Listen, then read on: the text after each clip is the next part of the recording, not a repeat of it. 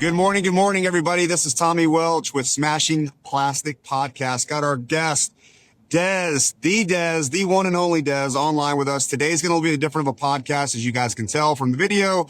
I'm actually commuting to a court that we're building right now. I unexpectedly had to come here this morning, so I do apologize. But hey, this is real. This is going to be fun. And most importantly, smashing plastic.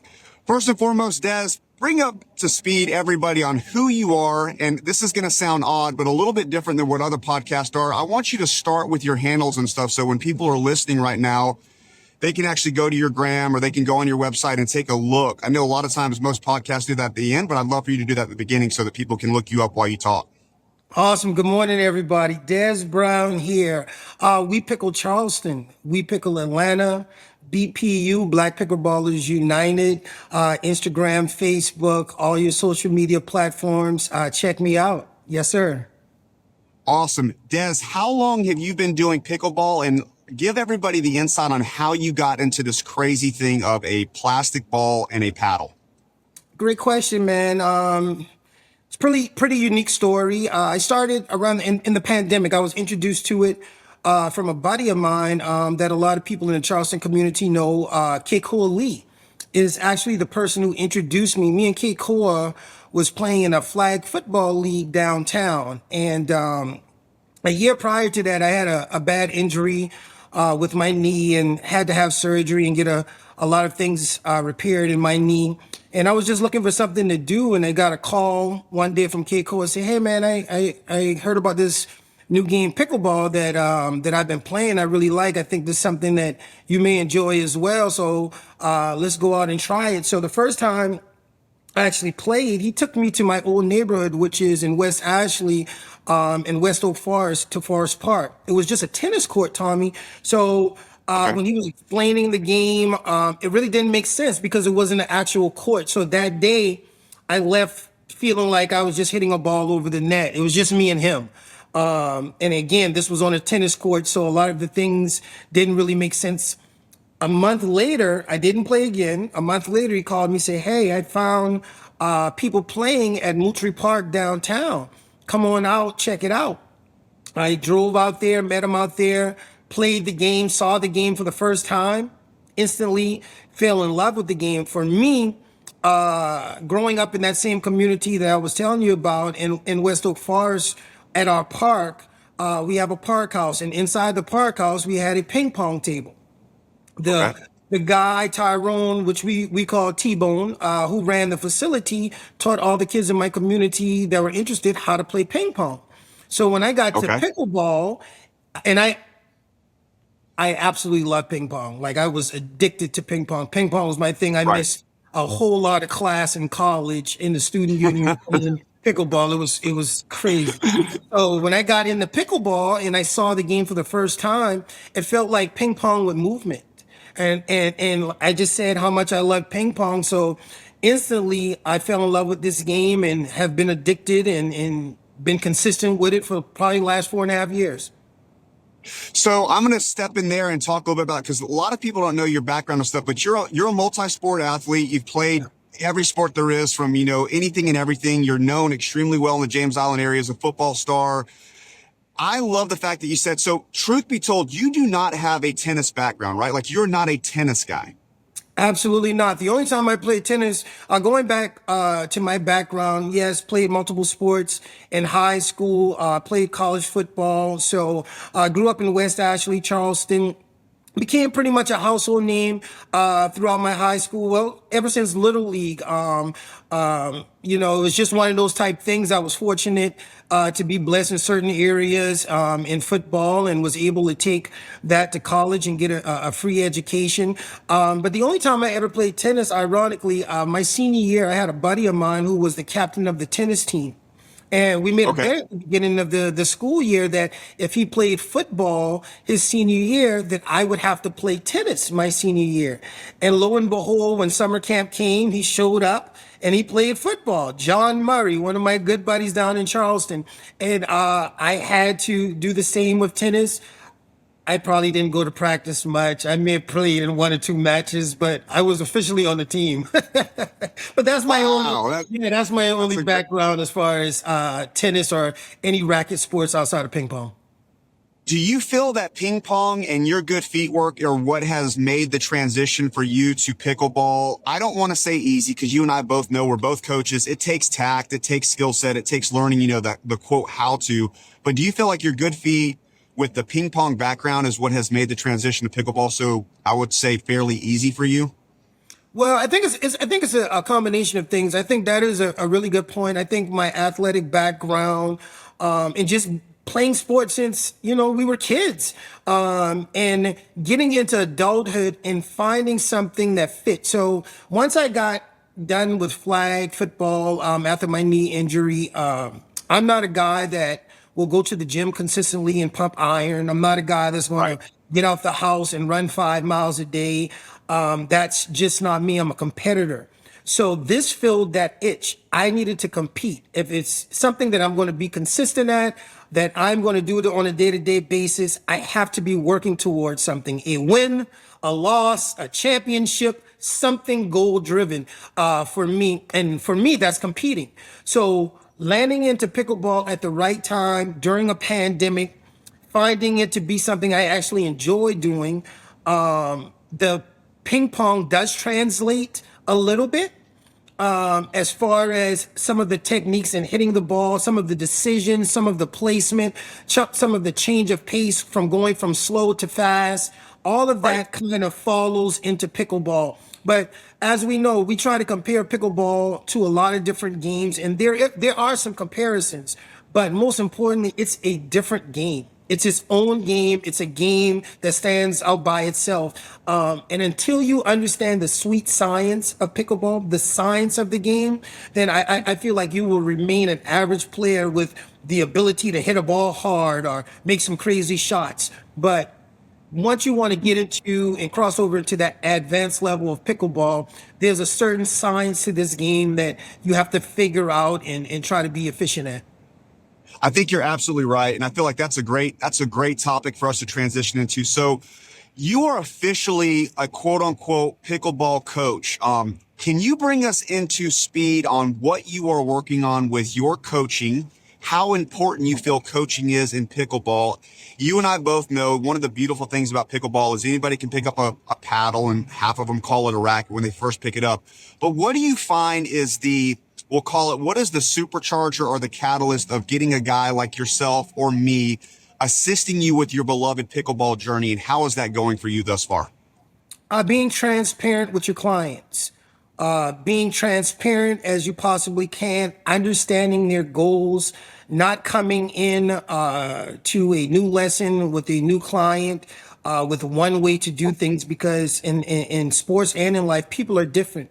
People learn different. People adjust differently. Understanding who your client is, how to motivate them, how to encourage them, how to get the best out of them. Most importantly, at the beginning stages, making sure that you put the basic mechanics into your client. So what I see so much, Tommy, in pickleball is the boom of pickleball. So many people are playing the game now. Anywhere you go, any park you go to, any facility you go, it's packed. People are playing. But what I'm not seeing at the ground level is people playing the game the right way, understanding, learning Okay. the game the right way.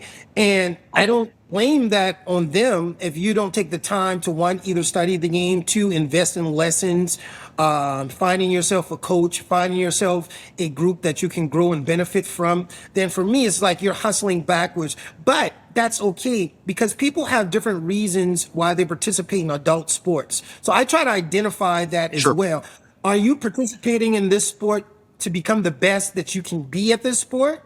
Or are you participating in this sport for recreational exercise? Are you participating in sport for the social benefits? So once I understand truly what you're in this for, then we can create a plan that kind of best suits you. No, I think that's great. I think you're absolutely right to where at the end of the day, like you being who you are, you may wake up and you may have the aspiration of becoming a 4-5 or a 5-0 tournament player. But, Linda may not have that same aspiration. So having a true, legitimate, great connection with whomever it is that you are coaching gives you the really good, unique angle of understanding, okay, well, this is what we need to do in order to make Linda, different than Des, right? Because they're two Yes. complete different paths and two complete different journeys in the beloved world of pickleball. Absolutely. That is so true. And again, if there are any encouraging words that I can give to beginning coaches that are just getting their certification and stepping out here themselves or working for a pickleball business, more importantly than being a great coach is building a relationship with your clients, with your people, because you can be a great coach, don't have the personality, lack communication skills, and then you get that client one time and you never get that call back.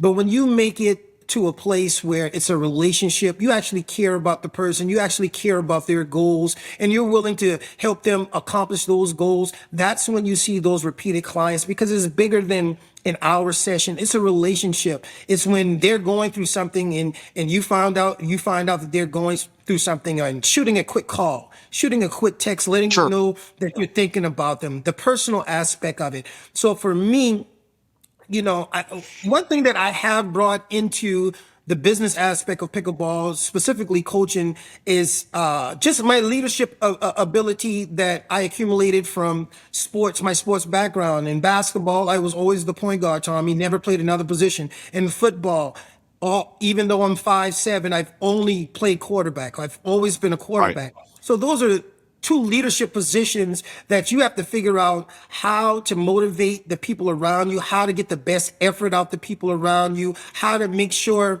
that they understand and they know that you actually care about them as a person, and that you're willing to ride with them to accomplish the goals that you have set. And I think that if you embrace that aspect of coaching and in life, not just coaching, but outside of coaching and in life, it'll take you to places that you couldn't imagine. No, I think you're absolutely right. I think at the end of the day, some of the lost art of coaching is, and especially now, because you and I both know everything is determined on the wins and loss columns. But Yes. the X's and O's are great, but the Jimmies and Joes are where it's at, right? Like literally knowing who's on your team, who you're coaching, who's in your group. And I feel like with my background, as you know, as a baseball coach, with that team dichotomy and that team aspect of it, that's one of the things that I have found that tennis, and I'm just speaking from what I've seen, is such an individualized sport that it is completely different than a team sport. And I'm not saying that one is better than the other. I'm just saying they're different. It's vanilla ice cream and chocolate ice cream. They're completely different flavors of what you've got to do, because the ability for you to get up and run 17 miles today and drill for 6 hours, that may be what you need to do. But if you've got a team of 4 or a team of 6, none of that's going to matter if your team of 4 or team of 6 are not doing what you're doing, right? Like now, all of a sudden, it doesn't matter how individualized and how awesome you are. If we're going to play a team sport, which I don't know how you feel, but that to me, and I talked a little bit about this in our last podcast, I feel like that's going to be the exponential catalyst that makes pickleball go way farther than tennis has had the ability to do with your MLP and the MILP formats. I love them. Like I Me think too.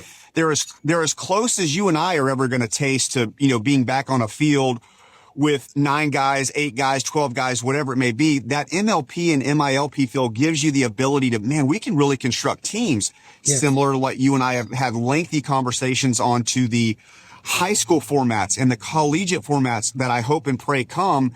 I think that's the angle that you build those, because now, Des, we can create a team of 4, 6, 8, 12 guys, 12 girls, mixed, whatever it may be. It's very hard to do that when we've got, tennis player 1, tennis player 2, tennis player 3, way different than what you and I are talking about when we build teams. You agree?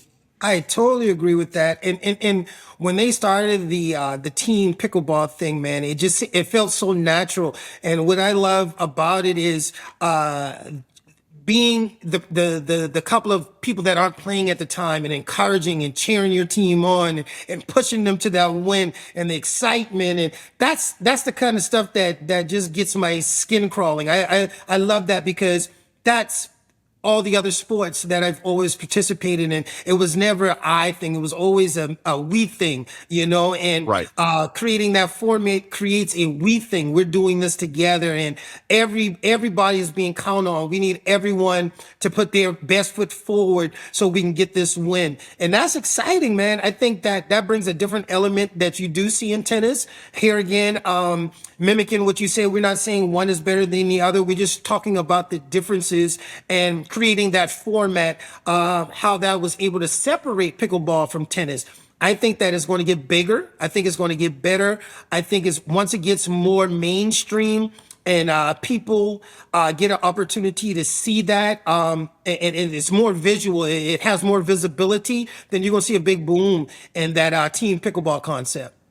I think you're great. I think you're absolutely right. And just from the outside, I've had the privilege of going to a couple of the actual MLP events. Both of them were in Atlanta. I took my wife, who's not even a real big quote unquote pickler. She has to, suffer because I am, but she actually thoroughly enjoyed it. And then this past time, I took a couple of our ball players down to Atlanta that are on my baseball team, business partner, and the atmosphere that the MLP has and the camaraderie that now, Dez can get behind a team that's from Atlanta because he's an Atlanta guy, right? Like that's a really big deal that's going to make a lot of cities very jealous that they don't have a team. And that's what we want so that we can get a Charleston team. You know what I mean? You can get a Jacksonville team, right? Like that's what I look forward to, man, is seeing what that evolves into. Just the growth of everything. I think like that is a good start. And then, like you said, once we get more cities involved, we get more teams involved, we get more television, viewership, all that kind of stuff, man. This is just a game that is just on the break. Yes, we've seen the growth, we've seen the explosion, but we still haven't tapped the surfaces and the potential that this game has to offer. This game is very unique because this game can satisfy all generations, from our youth, from the elementary age, all the way to our seniors, 80 years old, right? And the game changes according to the skill level, according to the athleticism, but it's still a competitive game at whatever level you play. And that's the one thing, being around sports my whole life, that kind of separates this game from all others, the longevity of the game. I coach people in their 70s up to 80 years old every day. And it motivates me, it inspires me to see them still running around, Tommy, chasing lobs, hitting balls, smashing plastic. Right. And for me and in my life and in the community that I grew up in, it was necessary for me. It was necessary for me to see it, to believe that it's doable. I never considered competing in any sport in my 60s, 50s, 70, 80 years old until I entered the pickleball world, because I never saw it. Right.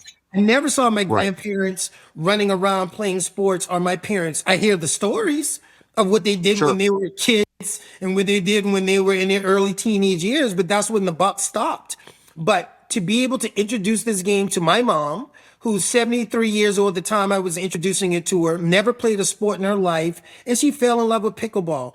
She found a pickleball community in Charlotte, and she started playing consistently until she had an ankle injury that she had to have surgery on. So now at 75, she's working her way back into pickleball. And Tommy, this is a lady that never played a sport. It goes to the same for my wife. Same thing for my sister-in-law, my brother's wife. We have all them playing pickleball, and these are people that never played a sport in their life. And that's what makes pickleball as great and as attractive as it has become. Your home is more than just a place. It's your pride, your sanctuary. Its exterior is the first impression it gives to the world, and a shield that protects you from the elements. But over time, weather and wear can dull its shine and compromise its safety. That's where we come in. At First Class Painting and Restoration, we bring your property back to life with our premium painting services. Using state-of-the-art tools and techniques, we deliver exceptional results on time and within budget. As a local award-winning company with over 15 years of experience, we're known for our family reputation and unique culture. We're not just painters, we're craftsmen who care about our community and the people we serve. We're committed to bettering our customers, employees, and community through the fun trade of painting. So choose First Class Painting and Restoration and experience the difference of a company that cares. Because making your house feel like home is our first-class service. No, I think you're absolutely right. One of the things that I want to share with you, and you're going to smile at this, is that, as you know, I don't play a lot of competitive pickleball because of the schedule just doesn't account for it. But I did play in an event a couple months back, and I'm not exaggerating to you when I turn back around, I'm on some court with some match happening, and I'm not exaggerating, 7 or 8 of my baseball players are there, and they are chanting Des, on every single point like we do in a baseball game. So I'm in the middle of a pickleball match at the pickle bar with these 8 baseball nut jobs that are chanting after every single point. And it made me chuckle because just like you said, like how cool is that to where you get to go watch your coach in a whole nother sport actually compete at 40 years old and see what I'm constantly preaching and constantly coaching on, things that you and I talk about all the time, to where now they get to physically see it like, well, that dude's not just talking it, he lives it. Like, he is literally engaged in every point, every play, and that makes them that much better on the field. So I can hold them accountable because they get to see it. I'm walking the talk that I talk. Does that make sense? No, it makes all the sense in the world. And I think that is so cool because as kids growing up and being coached, whether from little league to high school through college, a coach is just a coach. A coach is there to instruct you, teach you, tell you what to do, but you don't get the opportunity to see them compete. You can't rewind back the hands of time and go take a view at the stories that they're telling you of all the great things that they've done. But to be able to take a weekend and go see coach play on a Saturday, see coach compete, see how he uses the strategy, how he uses his brain to accomplish what he's trying to accomplish. How does he remain calm throughout adversity? How does he handle winning? How does he handle losing? All of those visuals they can actually see now by just watching you play pickleball. And I think that's dope. I think you're absolutely right. And it's one of those things to where now you and I actually have a sport that we get to teach, correct, coach, participate in from 7 to 97. Like, it's an amazing thing that I'm like you. I don't think that anybody understands how much of a scratch of the surface we are at pickleball. I feel like me and you are going to have this conversation again next year and the year after that. And we're going to just shake our head and be like, can you remember when we were just physically talking about having high school pickleball? It didn't even exist. And now every single team in Charleston has a high school pickleball team, varsity and junior varsity, cause that's coming. And with that being said, walk me into what you and I and what we can do in order to make sure that that truly is on the cusp of getting done. And what can our viewers do to help make that happen? Hey, that's a great question. I can start off with you. You can go ahead and start getting your team ready to go. We'll have the information out next week. Our upcoming league will start in the middle of October for our high school club pickleball league. We had our first league last year. It was awesome. We had 4 schools participate in it. I think we had over close to 40 kids, high school kids playing in it. We're looking to double that this year. And it takes awareness. I think the biggest struggle that we had starting our pickleball league last year was just the education from the high schools. One, we have to understand that it's not an official high school sport. Right. So how I'm able to do it is we create clubs at the high school, right? Those clubs that are put together in those specific high schools, we can put a volunteer coach in, or you can have a coach from your school to coach your team. Everything is done through We Pickle Charleston. So all of the responsibility, everything is taken off of the school's plate. The school has nothing to do with it besides having a high school pickleball club, right? Okay. I established a relationship and a partnership with the city of North Charleston Recreation. We play our matches at Collins Park, which for us is the mecca of pickleball in Charleston. Right. So we're looking to grow this game, and it may take a couple of years to make it an official high school sport with the South Carolina High School Sporting League. But that doesn't stop. That doesn't stop anything that we're doing. Kids want to play. Kids are interested. parents want it. So we're making it happen.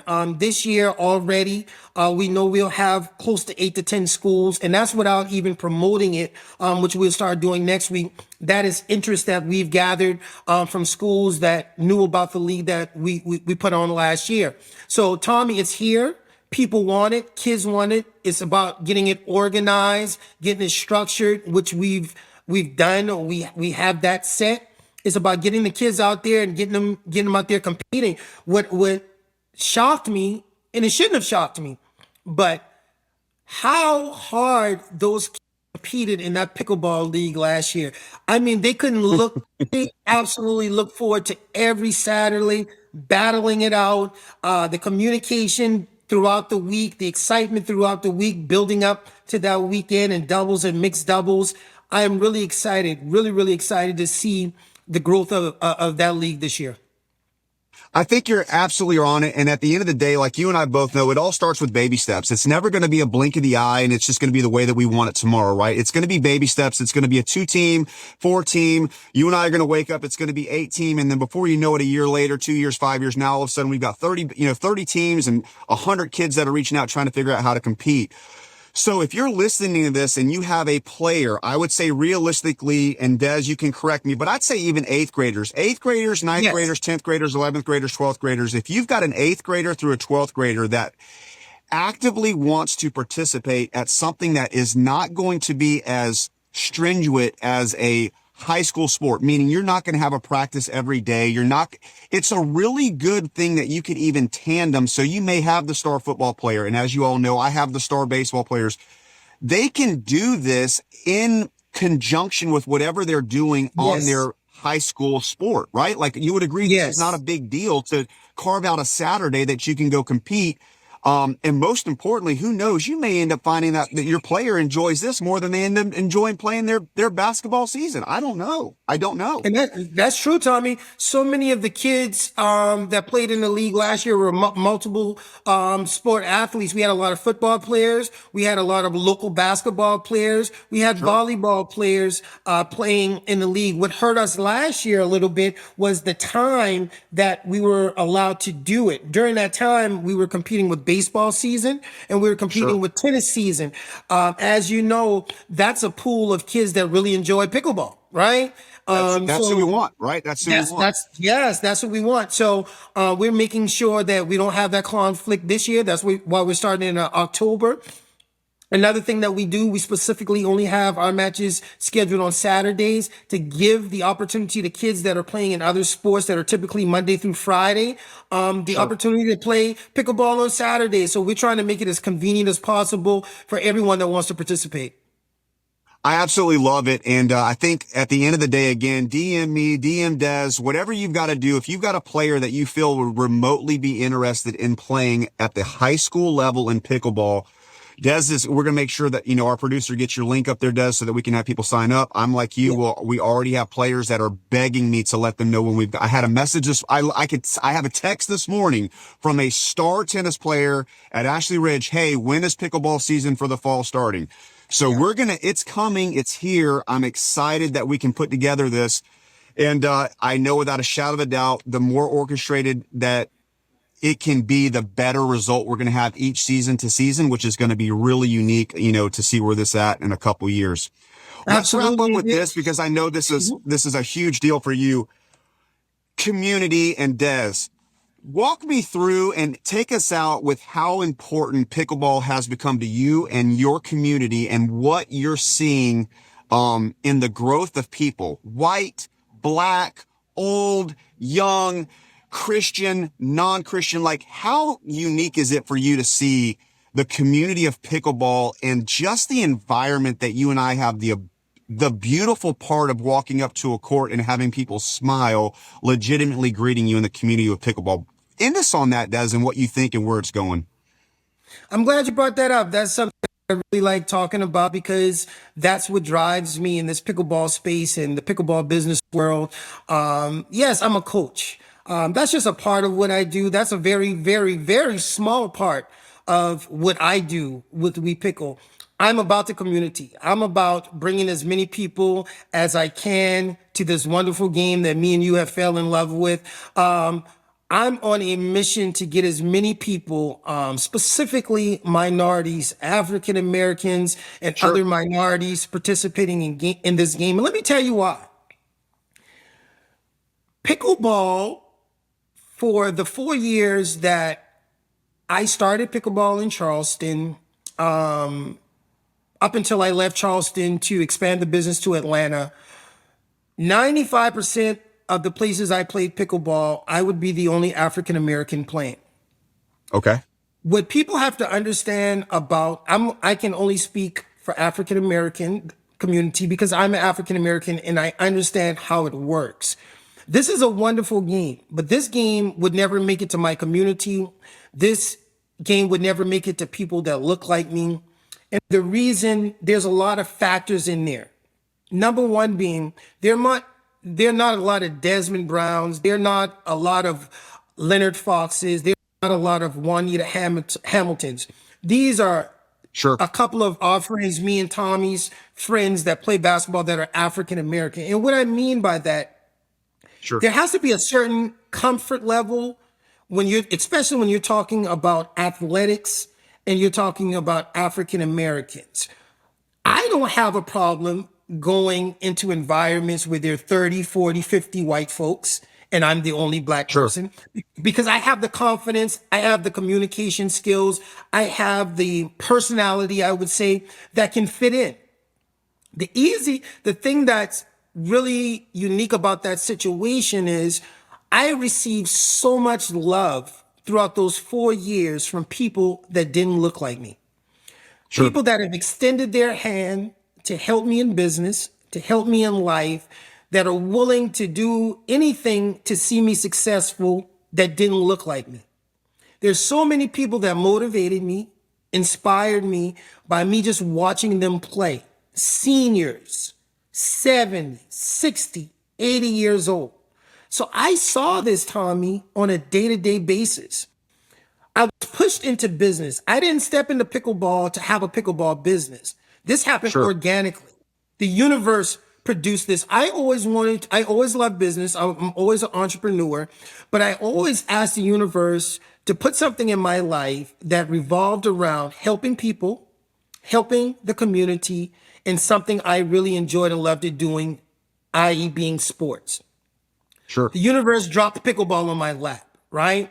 So now I'm at a point in life and stage where it's my responsibility, it's my obligation as a leader in pickleball to bring that to my community, to get us more active, to get our seniors out, getting off the couch, get from in front of the TV, eating the wrong things, getting out, exercising, running around. Because now I can say, hey, yes, we don't see this in our community. We grew up thinking that going to work from 9 to 5 is our exercise. The last thing we want to do is go work out before or go work out after. But now, once I entered the pickleball space and I was able to see how people remain healthy as they age, it's my obligation to my people to make sure I share this with them. Not only from a health and wellness standpoint, but from a social standpoint. This game has done so much for me socially. Just my friends, everything, my circle, everything revolves around pickleball. And it's beautiful. So now it's my mission, it's my passion. That's a large reason why I'm in Atlanta. Atlanta has a large African American pickleball community that I've come in, and we're doing some amazing things, Tommy. It's about, I would go in Charleston, and if I'm lucky, it would be 3 of us, right? I did as much as I could to bring African Americans in Charleston into the game. Consistently into the game. The problem I fell into was my circle of African Americans revolved around other sports. So the people that I were bringing in were majority basketball people, coaches, referees, this sort of thing, football coaches. And we were booming, Tommy. We did our first pickleball tournament together a couple of years ago at the athletic center. I think we were in there like 40 deep. I mean, everybody was like, what? I've never seen this many black folks in one setting playing pickleball. But the it didn't remain consistent. I couldn't AAU basketball, no different than your life. Like you have to take a break from pickleball to travel and do your baseball thing and coaching. That's your passion. And that's the same thing I had to realize with the people that I was trying to bring in. Now, the area that I'm in, Tommy, these people play every day. Anytime I step out, wherever I go, it's 40, 50 of us playing. I have groups, I have this going on, I have that going on. And it's so diverse where I'm playing with black folks, white folks, Asian folks, Spanish folks. And this is what it's about. This is exactly what it's about. It's a dream for me. It's an opportunity for me. It coincides with everything else that I'm doing outside of that in the pickleball community, as far as my programming, everything has come together. But the love of being able to be in environments that are so diverse, where I can play with my white brothers, where I can play with my black brothers, where I can play with my Asian sisters and my Spanish sisters, and we're all there enjoying one game that we absolutely love. So I'm happy, bro. I miss Charleston. I miss the people. I miss my friendships that I have there. I'm always in touch with everybody. At this time, my family is still down there until the end of this school year. So I get back to Charleston often, but I'm so excited. I'm so happy about what I've stepped into, what I do on a day-to-day basis from the social, the personal pickleball side and the business side. So I hope I answered your question, but the community building this, so we all can enjoy this together. So when you see, Tommy, these events and these black social gatherings and things that I'm throwing is for one purpose. With African Americans, you have to make them comfortable in a setting to transition into a different setting.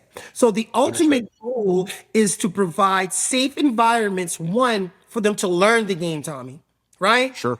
We don't want to go step into environments that we're already uncomfortable in, and we're not confident in the skill that we need to be successful, right? So I create comfortable, safe environments for them to learn, to grow in the game, and then to ultimately bring it all together so all of us are playing together. So now when you go to a tournament, you come to a We Pickle Chucktown Showdown tournament, you see more than 3 black.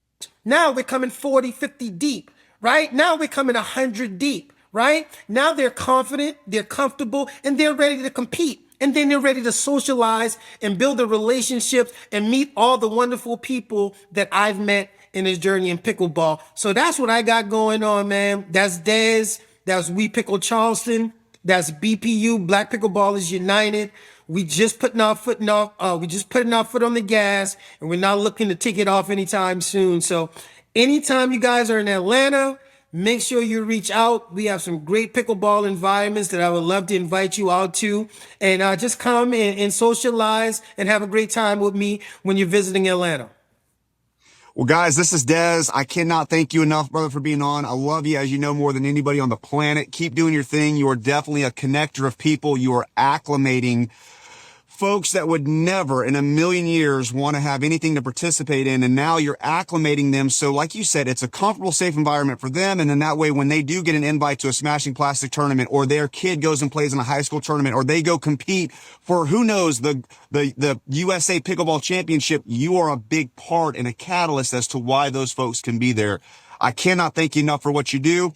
If you guys like what you're listening to and you want to listen more of it, please smash that like button. Dez, of course, we're going to follow up with you. We're going to have you back on. You might get to the point to where, who knows, you're a regular guy here, which I am so excited to be a part of. I'm with you, Tommy. Well, that I can do. You let me I'm know, with man. you, I bro. appreciate you. Yes, sir. You, man. I love you too. Thank you for everything that you do in the community in baseball and pickleball. See you soon, homeboy. We out here. Thank you, sir. See you. Yes, sir. Bye-bye. Yep.